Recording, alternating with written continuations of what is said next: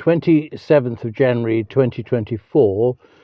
A very quick video this evening just to tie up a loose end spiritually.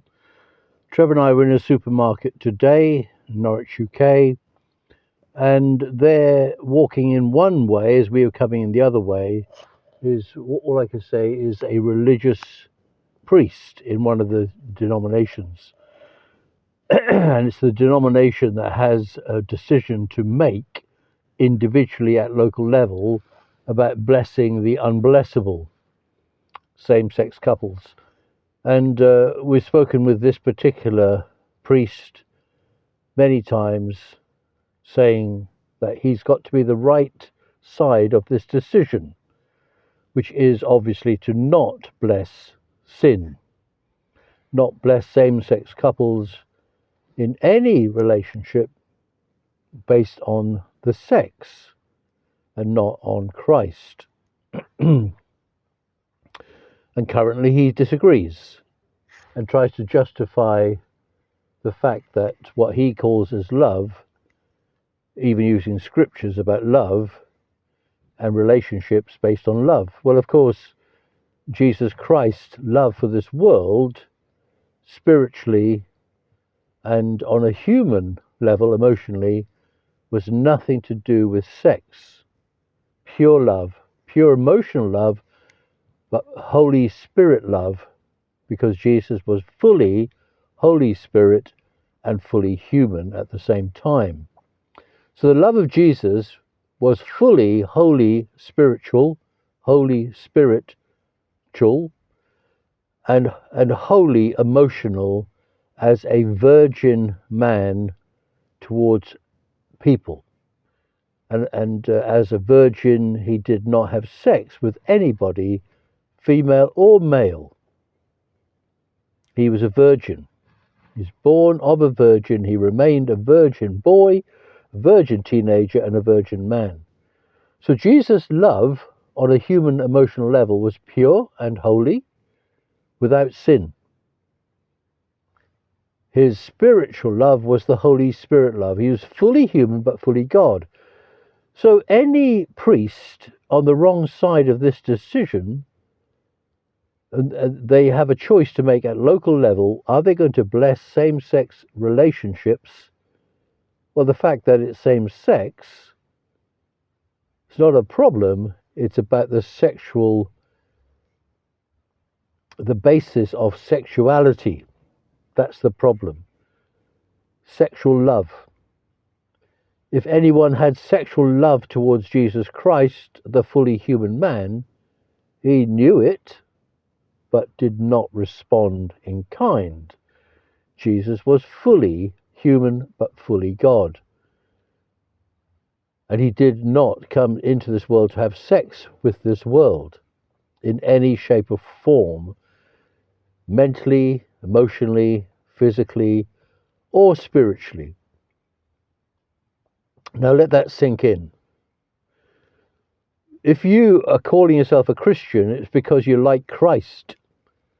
And if you're not becoming more like Christ on a daily basis, even an hourly basis, arguably you're not born of God yet. You might be a believer, you might be a minister. You might be a well-known minister in a well-known denomination.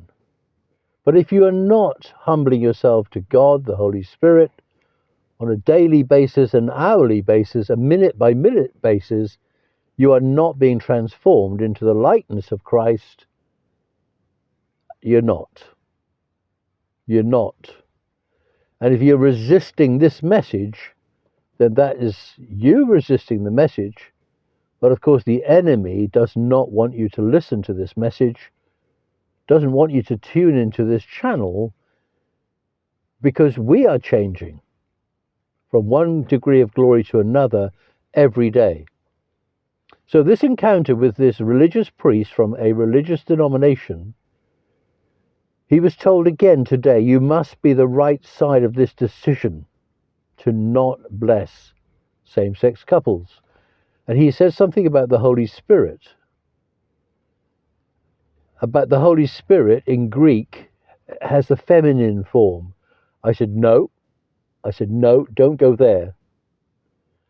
Father, Son, Holy Spirit, He will guide you into all truth. And he says something about a metaphor. Well, we can look at the metaphors. No. God is not a metaphor. God is not a metaphor. He's not some analogy. We're talking about the Spirit of the living God. We're talking about the uncreated Creator who created man in his image, not the other way round. And far too many priests, vicars, ministers, they're following a God of their own imagination, a God who fits into their preconceived ideas about God.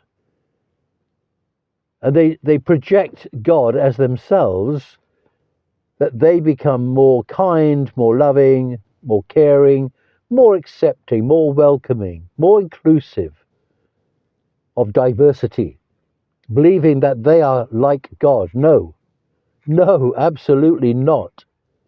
God will not bless sin. God will not bless sin. If you read the Bible, you'll see it's right through the scriptures. Did Jesus bless sin?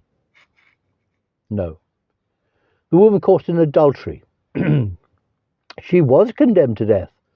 By the law, she was caught in the very act of adultery, and the law stated that she deserved to be stoned to death right there and then. And they could have done it, but they chose to drag the woman to Jesus as the judge. What do you say, teacher? Does she deserve to live or die? Of course, according to the law, she deserved to die. He's without sin cast the first stone was the judgment on all of them. And they all left, from the oldest to the youngest. Then he spoke to her, where are your accusers? And she looked around, nobody was there. Neither shall I condemn you. Go and sin no more. God is not looking to condemn us today. He's looking to bring salvation to us. We aren't alive today to be condemned. We're alive today to be saved. And if you're already saved, then you understand that you are required to go and sin no more.